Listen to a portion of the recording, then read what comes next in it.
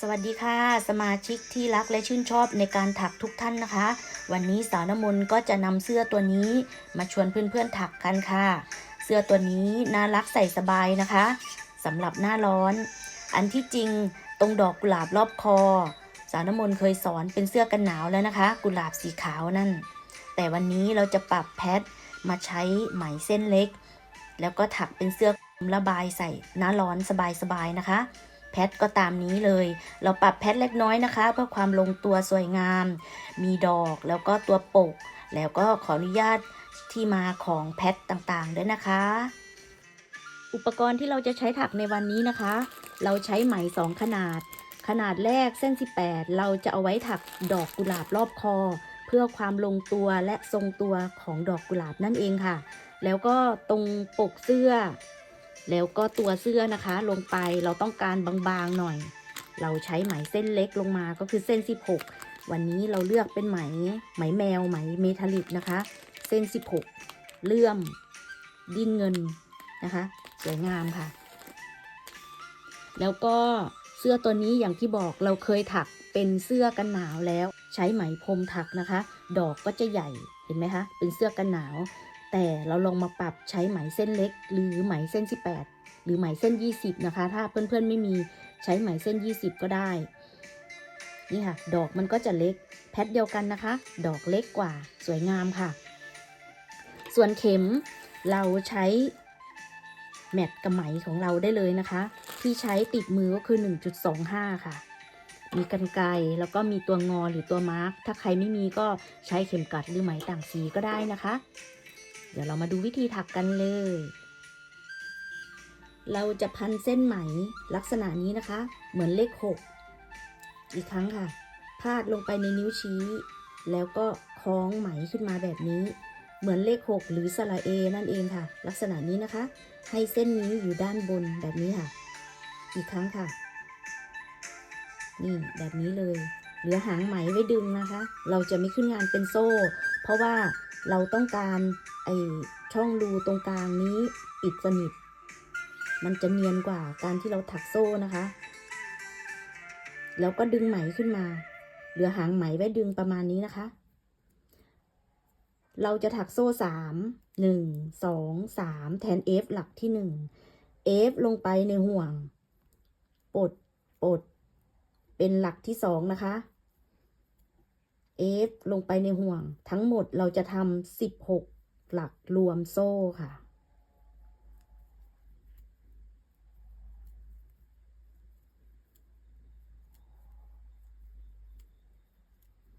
ค่อยๆดึงไหมให้เล็กลงนะคะ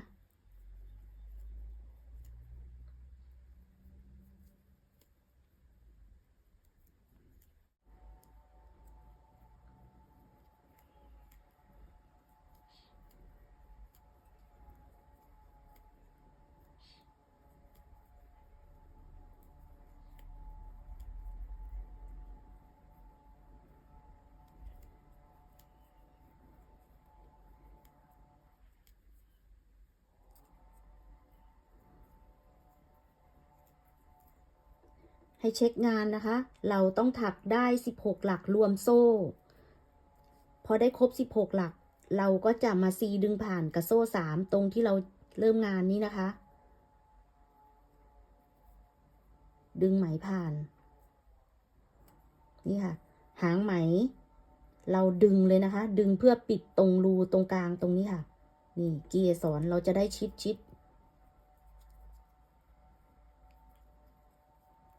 ปิดสนิทนะคะแบบนี้เลย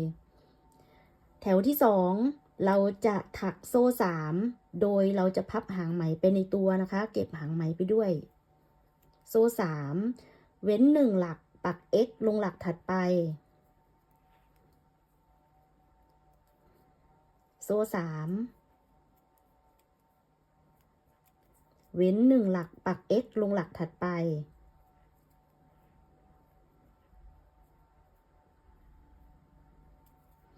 ในแถวนี้เราจะถักโซ่3เว้น1หลักปัก X ลงในหลักถัดไปนะคะทั้งหมดจะได้8ห่วง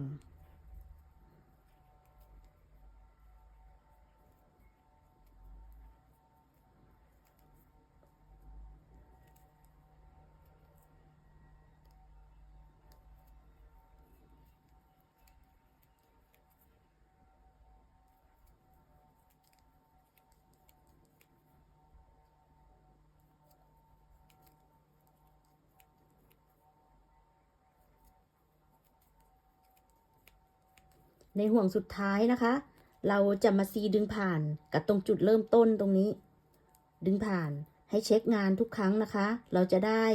1 2 3 4 5 6 7 8เราจะได้8ห่วงแถวต่อไปแถวที่3เราจะเริ่มขึ้นกลีบชั้นที่1เราเลื่อนเข็มเข้าไปในห่วงดึงผ่านเราจะถักโซ่1แล้วก็ให้ x ลงที่เดิม1ครั้งลักษณะนี้นะคะแล้วก็ให้เราถัก f ลงในห่วงถัดไปเป็นจำนวน6หลักค่ะปลดหมดนะคะ1 2 3 4 5 6ได้ครบ6หลักให้ x ลงในห่วงถัดไปแล้วก็ในห่วงถัดไปก็ f 6หลักค่ะ1 2 3 4 5 6แล้วก็ให้ x ลงในห่วงถัดไปในห่วงถัดไป f 6หลัก1 2 3 4 5 6 x ลงในห่วงถัดไปในกลีบสุดท้ายค่ะ f ลงในช่องสุดท้ายเลยทั้งหมดเราจะได้4กลีบนะคะ f 6หลัก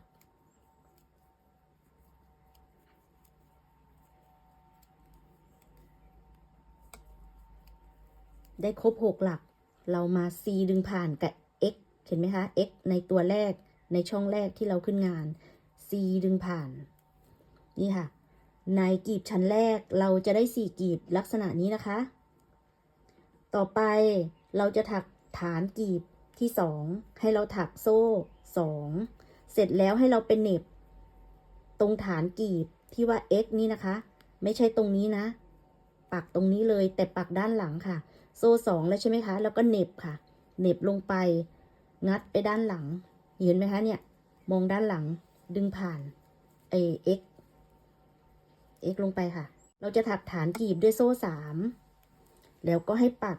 ลงฐานกลีบนะคะค่อยๆดูค่ะให้ตั้งใจดูคลิปก่อนนะคะแล้วค่อยลงมือทำเราจะปักตรงนี้เห็นไหมคะตรง x ฐานกลีบของชั้นแรกเนี่ย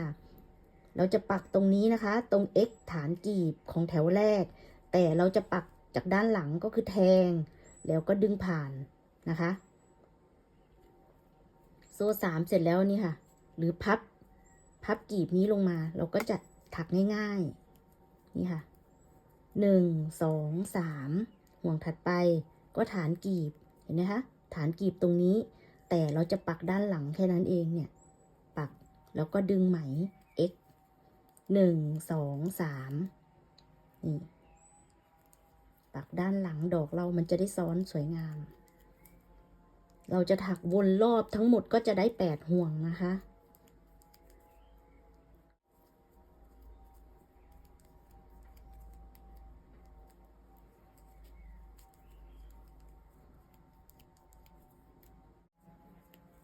ห่วงสุดท้ายโซ่3แล้วก็ให้เอาไปปักตรงโซ่2เห็นไหมคะเนี่ยตรงโซ่2ที่เราขึ้นงานแล้วมาเหน็บไว้ตรงนี้มันจะมีโซ่2เนี่ยในห่วงที่8นะคะเหน็บลงไปในโซ่2แล้วก็ดึงผ่านให้เช็คงานทุกครั้งค่ะเราจะได้8ห่วงเล็กๆ1 2 3 4 5 6 7 8เราจะได้8ห่วงเล็กๆอยู่บนด้านหลังกลีบนี้นะคะต่อไปเราจะถักกลีบชั้นที่2ค่ะให้เราพับกลีบชั้นแรกลงมันจะได้เห็นงานชัดๆนะคะเลื่อนเข็มเข้าไปในห่วงแรกแล้วก็ดึงผ่านถักโซ่1แล้วให้ x ลงที่เดิมทีนี้ในห่วงถัดไปนะคะเราจะถัก f 7หลักลงไปในห่วงถัดไปปลดหมดค่ะแถวแรกเราถัก6หลักใช่ไหมคะแถวที่2หรือชั้นที่2เราจะถัก f 7หลัก4 5 6 7ครบ7หลักก็ให้ x ลงในห่วงถัดไปนี่ค่ะดอกมันก็จะสับหว่างเห็นไหมคะลงสับหว่างกันพับกลีบลงจะได้ถักง่ายๆในห่วงถัดไปก็ f 7 หลักลงไป1 2 3 4 5 6 7 ครบ 7 หลัก x ลงในห่วงถัดไปกลีบที่3ค่ะ f 7 หลักลงไปในห่วงถัดไป1 2 3 4 5 6 7 x ลงในห่วงถัดไปกลีบที่4กลีบสุดท้ายลงในห่วงสุดท้ายค่ะ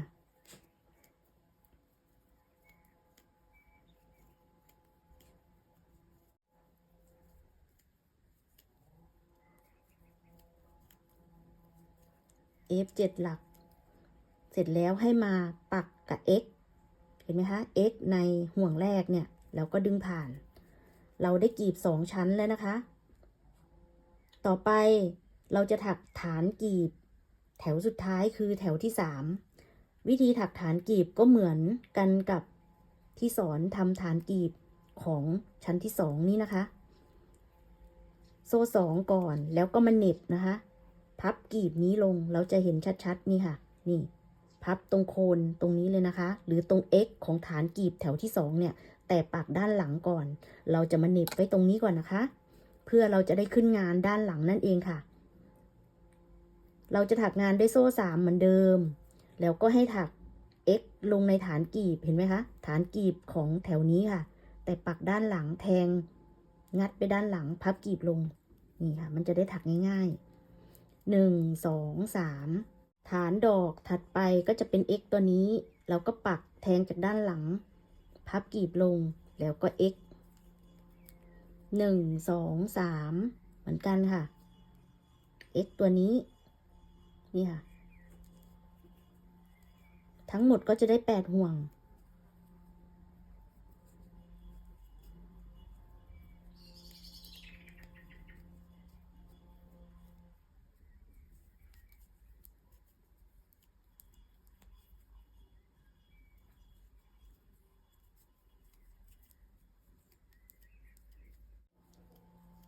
ห่วงสุดท้ายห่วงที่8ก็เอาไปซีดึงผ่านกับโซ่2เห็นไหมคะนี่ปักลงไปในโซ่2แล้วก็ดึงผ่านพลิกงานอย่าลืมเช็คงานทุกครั้งนะคะ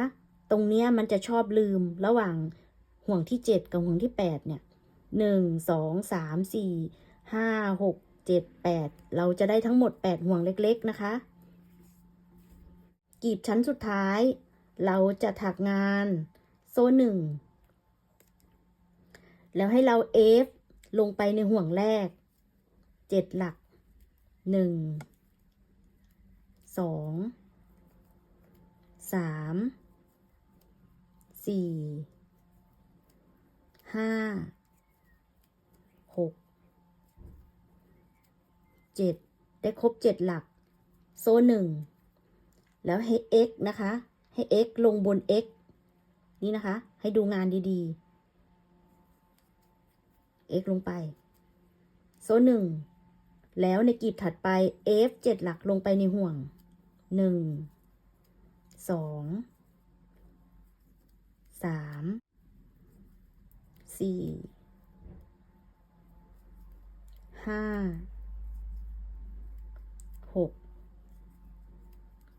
7ครบ7 หลักโซ่1แล้วให้ x ลงไปใน x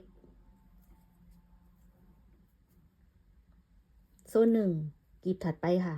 ลงในช่องถัดไปเลยพับกลีบลงนะคะมันจะได้ถักง่ายๆให้ค่อยๆดูนะคะดูงานให้เข้าใจก่อนแล้วค่อยถักค่ะ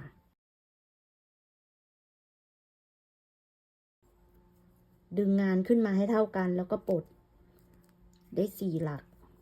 หลักที่5 6 7ครบ7 หลักโซ่1เห็นไหมคะพับงานลงตรง x เนี่ยค่ะ x แถวที่แล้วเราก็ปัก x ลงไปเลยแบบนี้นะแถ วสุดท้ายเราจะได้กลีบเล็กๆทั้งหมด8กลีบให้ถักวนรอบเดี๋ยวเรามาเจอกันตรงจุดจบแถวเราถักจนมาถึงกลีบสุดท้ายกลีบที่8จบงานด้วยโซ่1เสร็จแล้วให้เราไปปักกับตรงจุดเริ่มต้นของกลีบแรกเลยนะคะดึงผ่านล็อก1ครั้งเหลือหางไหมไว้เล็กน้อยนะคะแล้วก็ตัดเก็บหางไหมซ่อนปลายไหมไว้ตามซอกโซ่งานของเราด้านหลังนะคะหรือใครจะใช้เข็มสอยก็ได้ค่ะนี่นะคะเราตัดเก็บหางไหมซ่อนไว้ตามซอกโซ่งานของเราเสร็จเรียบร้อยดอกแรกของเราให้ถักเสร็จออกมาครบทั้ง8กลีบลักษณะนี้นะคะต่อไปเราจะสาธิตนำดอกที่2มาต่อกับดอกแรกค่ะหลังจากที่เราได้ดอกแรกครบทั้ง8กลีบสมบูรณ์แบบนี้แล้วนะคะดอกต่อไปเราจะถักเป็นจำนวน6กลีบค่ะพอกลีบที่7เราถักมา1 2 3 4 5 6ถึง6หลักนะคะเราก็จะมาเชื่อม2กลีบนี้ค่ะติดกันเราจะเชื่อมด้านหลังนะคะนับไปเลยเนี่ยหลักที่6ตรงนี้ปักเข็มลงไปให้มันตรงหลักที่6นะคะเรามองผ่านกล้องไม่ค่อยชัดนี่สะกิดเอา2เส้นลักษณะนี้ค่ะแล้วก็ดึงไหมผ่านแล้วก็มาถักดอกนี้นะคะเราได้6หลักแล้วใช่ไหมทีนี้เราก็ถัก F หลักที่7ลงไปเอานิ้วก้อยหนีบดอกแรกไว้ค่ะงานเราจะได้ไม่บิดนี่คือหลักที่7นะคะเสร็จแล้วก็จบด้วยโซ่1เหมือนเดิมแล้วก็ให้ปัก X ลงบน X ขึ้นกลีบสุดท้ายกลีบที่8โซ่1เราจะเอาไปเชื่อมกับกลีบถัดไปเลยนะคะเราจะถัก F ออกมา1หลักเสร็จแล้วให้เราเอาไปดึงผ่านกับหลักที่1ของกลีบถัดไปเลยนะคะตรงนี้ค่ะเชื่อมตรงนี้เลยแทงให้ได้2เส้นนะคะเพื่องานเราจะได้แข็งแรงแล้วก็ดึงผ่านปล่อยดอกที่1เอานิ้วก้อยหนีบไว้แล้วเราก็มาถักต่ออีก6หลักนะคะถักกลีบนี้ให้เสร็จ1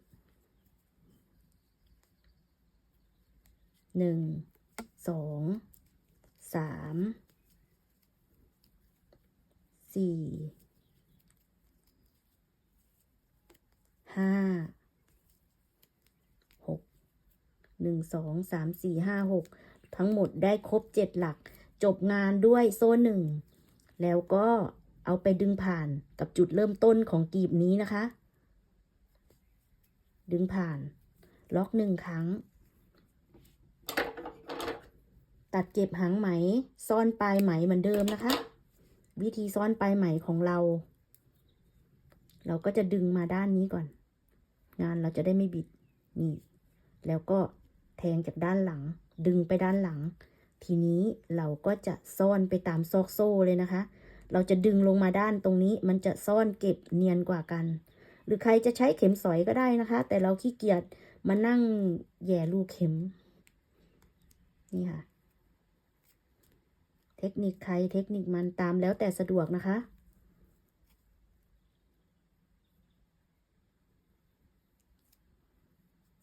เราจะซ่อนไว้ตามรอบเกสรตรงนี้เลยงานเรามันก็จะไม่หลุดแล้วค่ะแทงกลับไปกลับมาหรือใครจะมาตามเก็บหางไหมทีหลังก็ได้นะ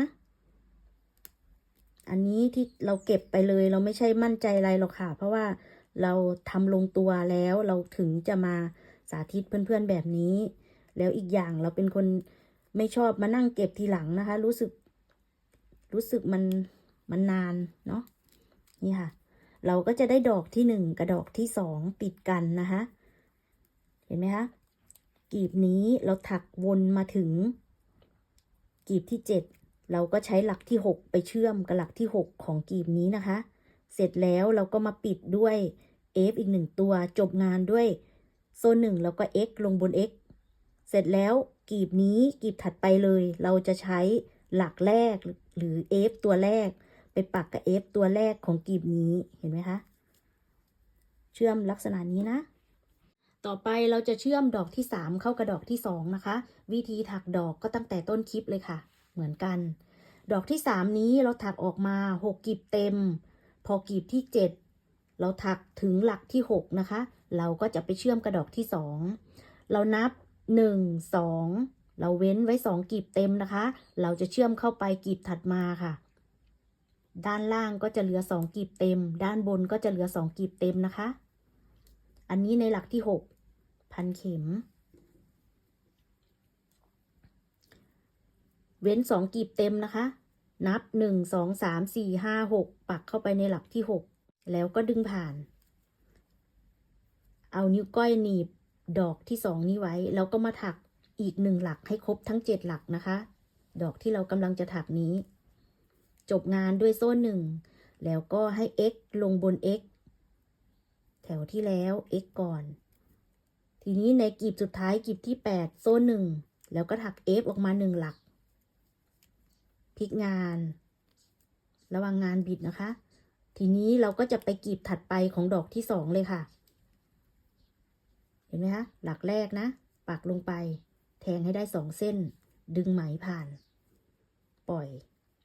แล้วก็มาถักดอกที่3ให้เสร็จอันนี้ f 1หลักแล้วก็ถัก f ลงไปอีก6หลักให้ครบทั้ง7หลัก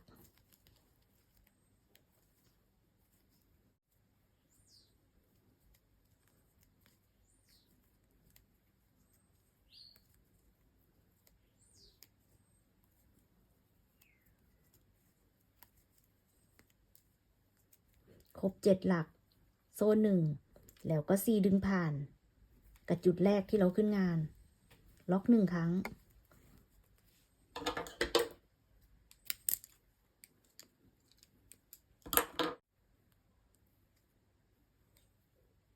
เก็บซ่อนหางไหมให้เรียบร้อยนะคะ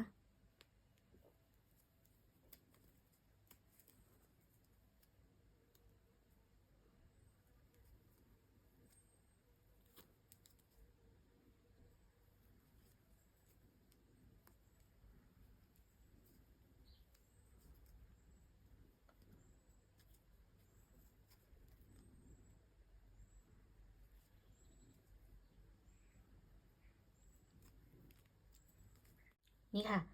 งานเราก็จะเริ่มต่อกันไปยาวเรื่อยๆดอกต่อๆไปก็ให้ถักเหมือนดอกนี้นะคะก็คือถักรอบนอกออกมา6กลีบเต็มกลีบที่7ถักถึงหลักที่6ก็เอาไปเชื่อมกับกลีบที่7กลีบที่8นะคะด้านบนจะเหลือ2กลีบด้านล่างจะเหลือ2กลีบแบบนี้ค่ะถักต่อกันไปยาวเรื่อยๆความกว้างตรงรอบคอของเรานะคะถ้าตามแบบที่สาวน้ำมนต์จะถักนี้เราถัก16ดอกนะคะอก38 40ใส่ได้แต่ถ้าใครต้องการเล็กกว่านั้นถัก14ดอกก็ได้นะคะขอให้มันลงท้ายด้วยคู่เพราะว่าตอนแบ่งตัวเสื้องานเราจะได้ลงตัวนั่นเองนะคะให้เพื่อนๆถักแบบนี้ต่อกันไปยาวเรื่อยๆเดี๋ยวเรามาเจอกันอีกครั้งตอนเราได้ดอกที่16เราจะเชื่อมดอกที่15กับดอกแรกเข้าด้วยกันค่ะตัดภาพมาที่ตอนที่เราถักได้ทั้ง15ดอกพอดอกที่16เราจะเชื่อมดอกที่15กับดอกแรกเข้าด้วยกันนะคะดอกที่16นี้เราถักออกมา2กลีบเต็มเอากลีบที่3ที่4ไปเชื่อมกับดอกที่15เสร็จแล้ว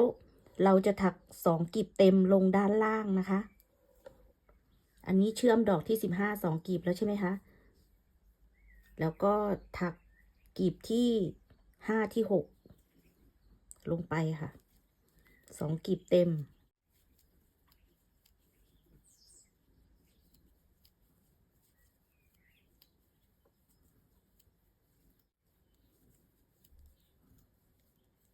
7หลักก็ x ลงบน x แถวที่แล้วขึ้นงานด้วยโซ่1แล้วก็ f อีก7หลักลงในกลีบที่6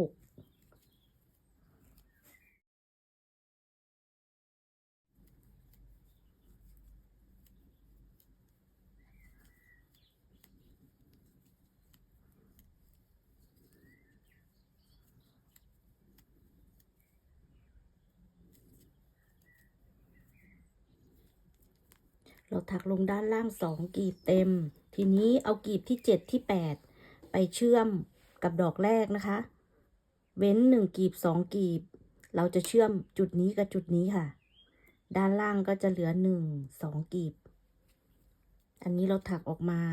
F6 หลักก่อน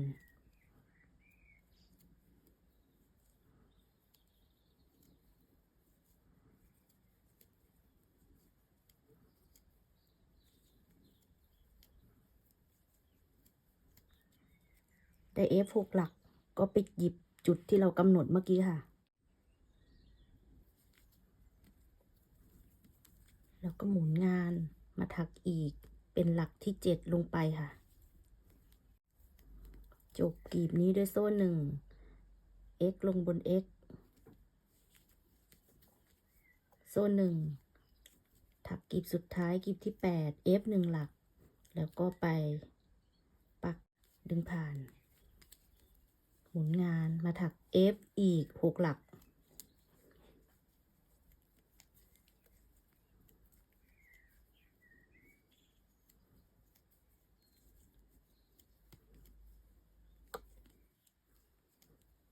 จบกลีบด้วยโซ่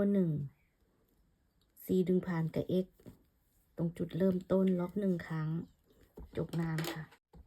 ตัดเก็บหางไหมซ่อนให้เรียบร้อยเดี๋ยวเรามาดูงานกันค่ะ